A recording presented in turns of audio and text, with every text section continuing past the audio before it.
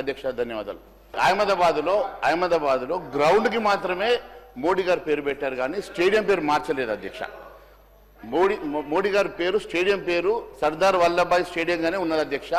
Ground పేరు మాత్రమే నరేంద్ర మోడీ గారి పేరు పెట్టారు కానీ స్టేడియం పేరు మార్చలేదు అధ్యక్ష. రెండోది అధ్యక్ష ఈరోజు ఉన్నటువంటి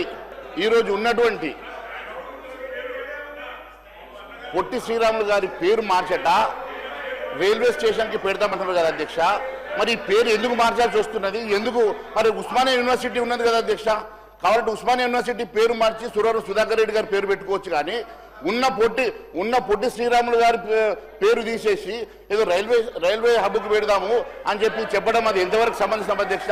మీరు కావాలంటే ఉస్మానియా యూనివర్సిటీ పేరు మార్చుకొని సురవరం ప్రతాప్ రెడ్డి గారి పేరు పెట్టుకోండి కానీ మీరు ఇక్కడ ఉన్నటువంటి పొట్టి శ్రీరాములు గారి పేరు మార్చాలని మీరు ఆలోచన చేయడం అది మంచి పద్ధతి కాదు అధ్యక్ష అని తెలియజేస్తున్నాను. Thank you.